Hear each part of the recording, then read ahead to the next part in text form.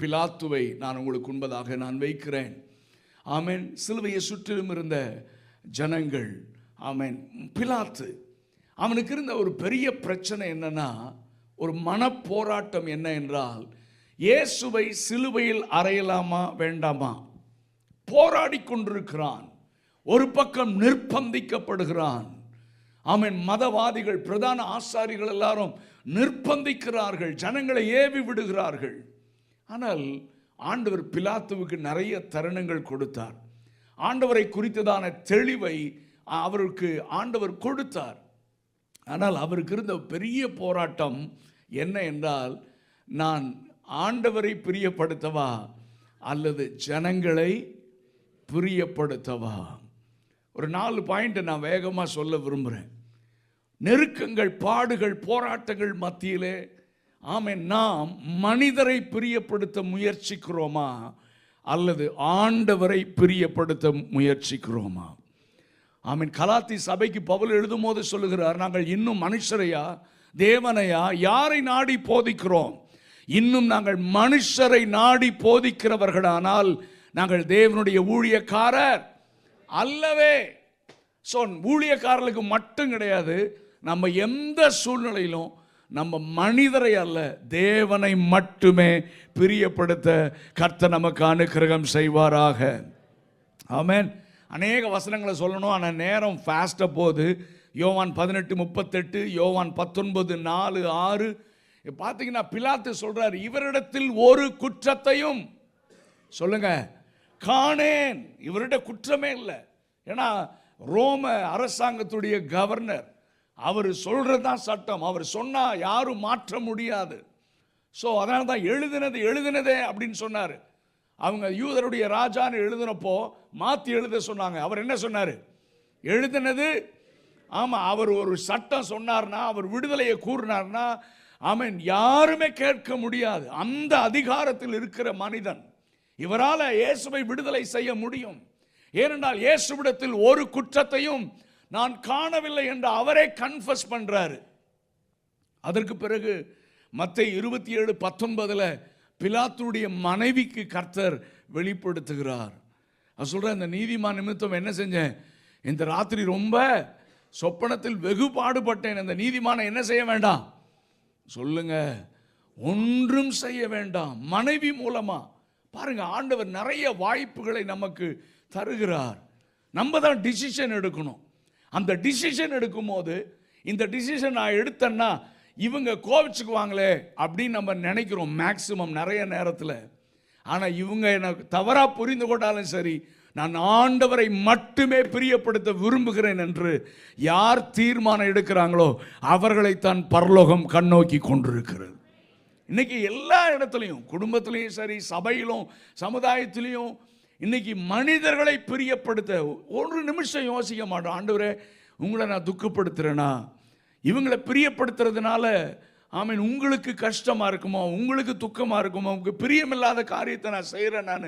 நம்ம யோசித்து, ஒருவேளை நம்ம மனிதர்கள் புரிந்து கொள்ளலைனாலும் பரவாயில்ல. ஆமீன். அதனால தான் பவுல் சொல்கிறார், சத்தியத்தை சொல்கிறதுனால சொல்லுங்க. நிறைய நேரத்தில் நம்ம பிரச்சனை அதுதான். சத்தியத்தை சொல்கிறதுனால, உண்மையை பேசுறதுனால நம்மை பகைக்கிறவர்கள் அதிகம். அதை பற்றி நம்ம கவலையே படக்கூடாது. நான் தேவனுடைய பட்சத்தில் இருக்க விரும்புகிறேன். ஹல்லேலூயா. மோசே பாளையத்திலிருந்து இறங்கி வந்து அங்கே கன்றுக்குட்டி ஆராதனை செய்த பொழுது ஆமென் கத்துறாரு, who is on the Lord's side? யார் கர்த்தருடைய பட்சத்தில் நிற்கிறார்கள்? 12 கோத்திரம், லட்சக்கணக்கான ஜனங்கள், இஸ்ரவேல் கூட்டம். அது சபையைத்தான் குறிக்கிறது. ஆமென். 11 கோத்திரம். ஆமென். ஹல்லேலூயா. அங்கே காம்ப்ரமைஸில் போயிட்டாங்க. ஆனால் அதுக்குள்ளே இருந்த ஒரே ஒரு கோத்திரம், அந்த லேவி கோத்திரத்துக்காக நம்ம ஆண்டவரை துதிக்கலாமா?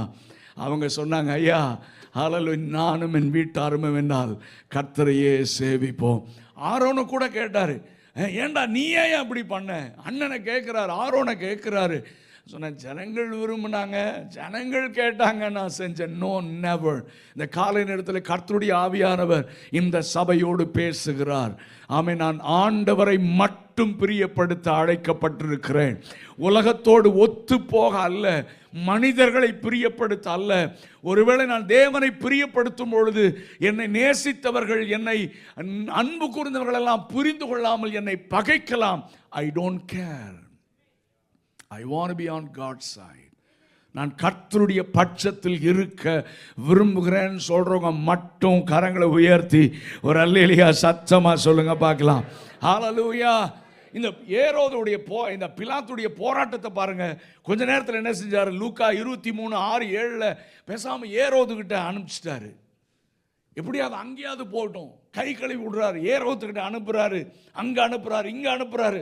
கடைசியா யோவான் 18:31 அந்த யூதர்களை பார்த்து சொல்றாரு, பிரதான ஆசாரி நீங்களே பார்த்து கொள்ளுங்கள், நீங்களே பார்த்து கொள்ளுங்கள். அப்படின்னா என்ன? யூதருக்கென்று சனகரிப் சங்கம் என்று ஒரு சங்கம் இருந்தது. அவர்களுடைய சின்ன சின்ன பிரச்சனைகளை அவர்களே தீர்த்து கொள்ளலாம். ஒரு சின்ன கோர்ட் மாதிரி சனகரிப் சங்கம். ஆனால் அந்த சங்கத்திற்கு மரண தண்டனை விதிக்க அதிகாரம் இல்லை. இப்ப பிலாத்து சொல்றான், எப்படியாவது இவரை தப்பு வைக்கணும்னு மனசு இருக்கு, இவர்கிட்ட ஒரு குற்றத்தையும் காணோன்னு தெளிவா தெரியுது, மனைவி மூலமா இவர் நீதிமான் என்று தெரியுது, எல்லாம் தெரியுது. ஆனாலும் ஒரு பக்கம் மதவாதிகளை, மத தலைவர்களை, மற்றவர்களை பிரியப்படுத்த அதுக்கு தான் போராட்டம். இவனுக்கு வேற ஒன்றும் கிடையாது, கிளியர் பிக்சர் இருக்கு. ஆனால் யாரை பிரியப்படுத்துறது? இவங்களை பிரியப்படுத்துறதா? இவங்களை நான் பகைச்சிக்கலாமா? இல்லை கண்ணை மூடிட்டு இவரை தள்ளி விட்டுறலாமா? போராட்டம். ஸோ நிறைய காரியங்களை நம்ம பார்க்க முடியும். ஆமென். அடுத்தது பரபாசை கொண்டு வந்து நிறுத்துறான். எப்படியாவது நிச்சயமாக பரபாஸ் அவன் பயங்கரமான திருடன், அவன் மூலமாக ரொம்ப ட்ரபிள், நிச்சயமாக அந்த மக்கள்லாம் அவனை வெறுப்பாங்க. எப்படியாவது ஆண்டவர் எஸ்கேப் பண்ணலாம் நம்ம எடுக்கிற முயற்சிகள். ஆனால் பிரதான ஆசாரியன் ஜனங்களை ஏவி விட்டான், பரபாசை என்ன செய்யுங்கள்? விடுதலை செய்யுங்கள். அப்புறம் கடைசியாக தீர்மானம் எடுத்தான், பேசாமல் இவரை அடித்து ஒரு ஜட்ஜ்மெண்ட் கொடுத்துட்டா ஜனங்கள் அதை பார்த்து இரக்கமாய் விட்டுருவாங்களோன்னு சொல்லி யோவான் 19:1-4 பார்த்தா இயேசுவை அடிப்பதற்கு ஒப்பு கொடுத்தான். முதுகெல்லாம் ஏர் உழுகிற நிலம் போல மாறிவிட்டது. அப்போ கொண்டு வந்து நிறுத்துறான் முன்னால்.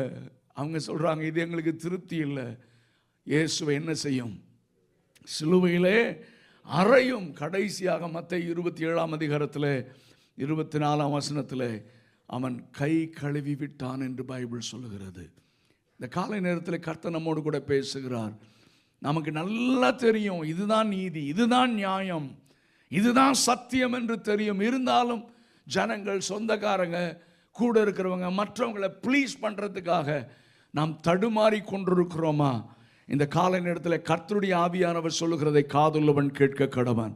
ஆமென். நான் தேவனுடைய பட்சத்தில் இருக்க விரும்புகிறேன், நான் சத்தியத்தின் பக்கத்தில் நிற்க விரும்புகிறேன். ஹல்லேலூயா. நான் ஆண்டவரை பிரியப்படுத்த விரும்புகிறேன். அதனால் மனிதர்கள் என்னை புரிந்து கொள்ளாமல் போனாலும் பரவாயில்ல, I want to stand on God's side. ஹல்லேலூயா. ஆமென். அநேக வசனங்களை நான் சொல்லலாம். யாத்திராகமம் 23:18 தீமை செய்ய திரளான பேர்களை பின்பற்றாதிருப்பாயாக. தீமை செய்வதற்கு மெஜாரிட்டி சைடில் போயிடக்கூடாது. அவன் நியாயத்தின் பக்கத்தில் நிற்கணும், தேவ சித்தத்தின் பக்கத்தில் இருக்கணும். ஒரே நேரத்தில் மனுஷனையும் தேவனையும் நாம் என்ன செய்ய முடியாது? பிரியப்படுத்த முடியாது. ஆமென். glory to God. Shadrach, Meshach, Abednego, Daniel, Mordecai, பெரிய லிஸ்டே இருக்கு. அவங்க கொஞ்சம் மனுஷனை ப்ளீஸ் பண்ணியிருந்தாங்கன்னா அந்த காரியத்துக்கு தப்பிச்சிருக்கலாம். ஆனால் அவங்க சொல்கிறாங்க, ஐ டோன்ட் கேர், நான் ஆண்டுடைய பட்சத்தில் நிற்க விரும்புகிறேன் என்று அவர்கள் நின்றார்கள். இந்த காலை நேரத்தில் நீங்களும் நானும் தேவனுடைய பட்சத்தில் நிற்க கர்த்தர் நமக்கு அனுக்கிரகம் செய்வாராக. ஆமென். glory to God. நீதிமொழிகள் 16:7 ஒருவனுடைய வழிகள், அதை வாசித்துருங்க. நீதிமொழிகள் 16:7 அவனுடைய வழிகள் கர்த்தருக்கு பிரியமாயிருந்தால் அவனுடைய சத்துருக்களும் அவனுடைய சமாதானமாகும்படி செய்வார். ஆமென். நாம் கர்த்தருடைய பட்சத்தில் இருக்க அனுக்கிரகம் செய்வாரா.